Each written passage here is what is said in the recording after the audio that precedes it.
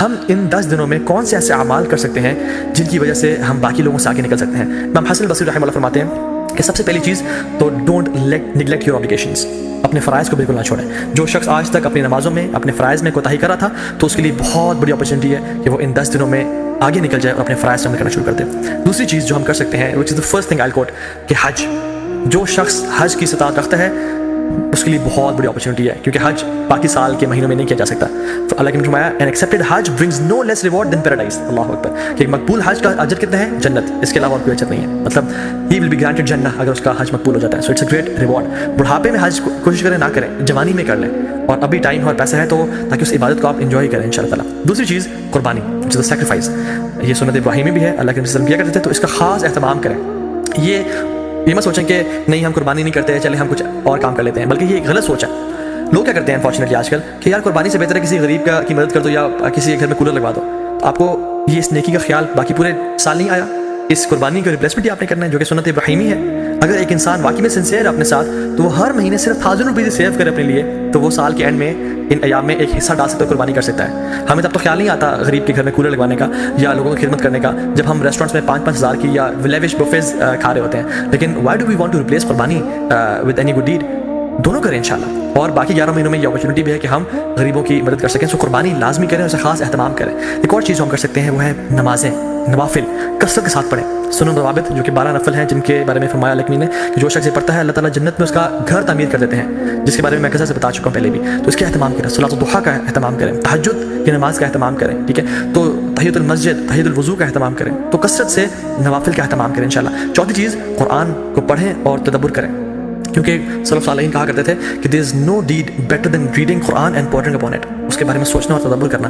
قرآن کو ٹائم دیں۔ یس we know and we realize کہ رمضان کے بعد ایک گلیچ آتا ہے ہر بندے کی زندگی میں، لیکن these 10 days are an amazing opportunity جس میں ہم دوبارہ سے اس عبادات کی لذت کو ریوائیو کریں تاکہ وہ آئندہ سال کے لیے جا سکیں انشاءاللہ۔ اینڈ ریممبر اللہ سبحانہ وتعالیٰ، which is the 5th point، کثرت سے التحلیل والتکبیر والتحمید، لا الہ الا اللہ، اللہ اکبر، سبحان اللہ، الحمدللہ، کثرت سے پڑھیں، اللہ اکبر اللہ اکبر اللہ اکبر، لا الہ الا اللہ واللہ اکبر اللہ اکبر وللہ الحمد۔ کثرت سے اللہ تعالیٰ کا ذکر کریں کیونکہ اللہ کی نے یہ ہمیں دین حدیث میں سجیسٹ کیا کہ تم نے یہ کام کرنا ہے انشاءاللہ۔ ایک اور چیز، میک لاٹس آف دعا۔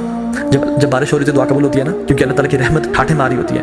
ان 10 دنوں میں بھی اللہ تعالیٰ کی رحمت کے دروازے کھل چکے ہیں اور اللہ کی رحمت ٹھاٹھے مار رہی ہے۔ اللہ تعالیٰ کو ان دنوں میں کیے جانے والے اعمال سے زیادہ کوئی عمل پسند نہیں ہے، تو کثرت سے دعا کریں، ہو سکتا ہے کہ یہی وہ 10 دنوں جن میں آپ کی دعائیں انشاءاللہ قبول ہو جائیں۔ And number 7 point is give lots of charity. Sacrifice تو ہم نے کرنا ہے کہ ان 10 دنوں میں کووڈ-19 بھی چل رہا ہے، لوگوں کے بزنس ٹھپ ہو چکے ہیں، غریب بیچارے مشکل میں ہیں، ان کی کثرت سے مدد کریں انشاءاللہ۔ اور ان دنوں میں آپ اپنی زکوٰۃ بھی نکال سکتے ہیں اگر آپ نے نہیں نکالی، اور اپنے رشتہ داروں پہ خرچ کر سکتے ہیں، اپنی فیملیز پہ خرچ کر سکتے ہیں، اور اسپیشلی جو لیس پریویلیج لوگ ہیں ہمارے معاشرے میں ان پہ خرچ کریں کثرت کے ساتھ۔ Number 8 is owner your parents, اپنے پیرنٹس کا خیال رکھیں، ان کے پاؤں دبائیں، ان کی مدد کریں، خدمت کریں تاکہ وہ آپ سے راضی ہوں، اور جب وہ راضی ہوں گے تو انشاءاللہ اللہ بھی راضی ہو جائے گا۔ نمبر 9 پوائنٹ از صلۃ الرحم، اپنے قریبی رشتہ داروں کے ساتھ اچھا close ties of kinship maintain کریں، may be call them, send them gift, tell them that you love them for the sake of Allah subhanahu wa ta'ala, and just maintain the ties of kinship۔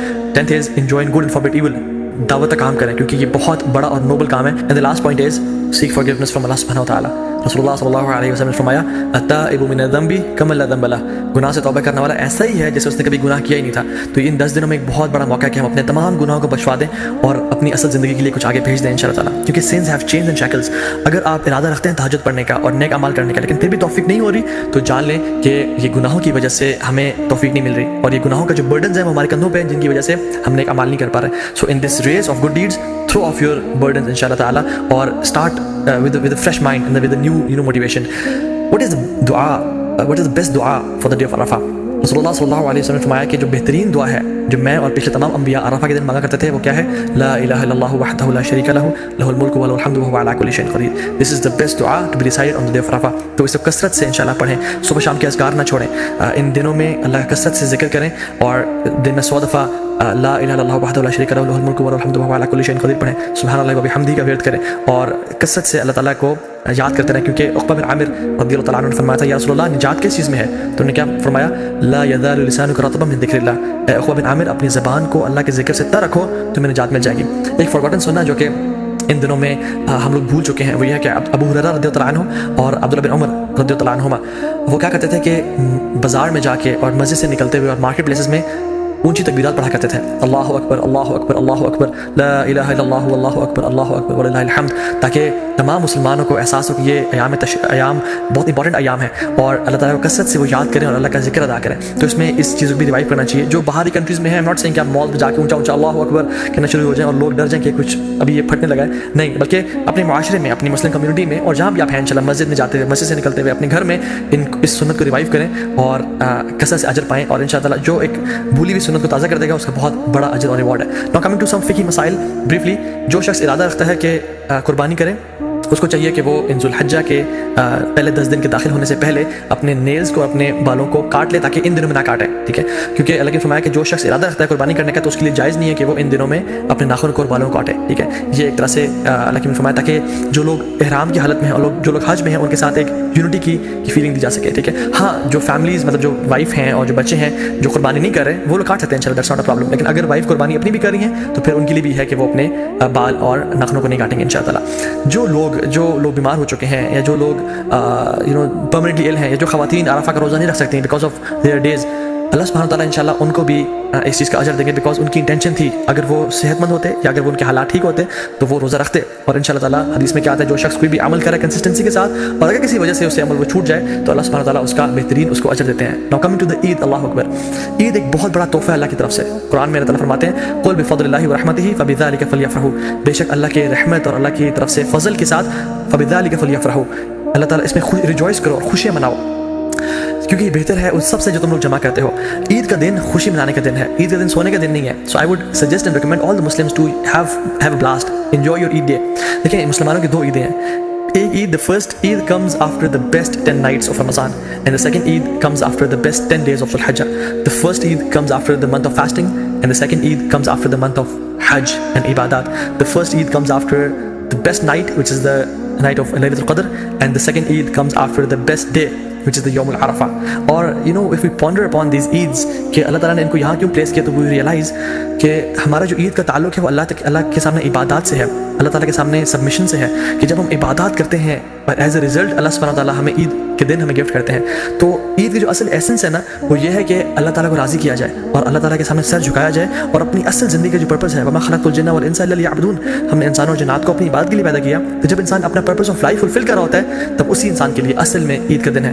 رجب الحمدللہ رحمہ اللہ فرماتے ہیں کہ عید اس کے لیے نہیں ہے جو نئے کپڑے پہن لے اور خوشبو لگا لے، عید اس کے لیے ہے جو اپنی اطاعت میں آگے بڑھ جائے، عید اس کے لیے نہیں ہے جو کہ بڑے لیوش مینز آف ٹرانسپورٹ لے لے یا اپنا گھر بنا لے، عید اس کے لیے ہے جس سے گناہ بخش چکے ہوں اللہ تعالیٰ اور اللہ سے راضی ہو چکے ہوں۔ سو عید واقعی میں لوگوں کے لیے جو کہ ان دنوں میں اسٹرائیو کرتے ہیں، اسٹرگل کرتے ہیں اور اپنے رب کو راضی کرنے کی کوشش کرتے ہیں۔ اور عید کی نماز میں ہم لوگ کیا پڑھتے ہیں؟ ایک رکعت میں سورہ غاشیہ اور دوسری میں سورہ الاعلیٰ، اور سورہ الاعلیٰ somehow ends with بل تؤثرون الحیات الدنیا، تم اس دنیا کی زندگی کو چاہتے ہو، والآخرۃ خیر و ابقیٰ، لیکن آخرت کی جو زندگی ہے وہ بہت بہترین ہے اور ہمیشہ ہمیشہ رہنے والی ہے۔ تو اللہ تعالیٰ قرآن میں فرماتے ہیں ہم لوگوں کے لیے فاستبقوا الخیرات، کمپٹیشن کرو، دوڑ لگاؤ نیکیاں اکٹھے کرنے میں، الی اللہ مرجعکم جمیعا، تم سب کے سب اپنے رب کے سامنے ایک دن اکٹھے ہونے والے ہو۔ ایک دن آئے گا جس میں ہم لوگ خواہش کریں گے کاش ہمارے نامہ اعمال میں ایک نیکی زیادہ ہوتی اور کاش ہمارے جو برا اعمال نامہ ہے اس میں ایک گناہ کم ہوتا۔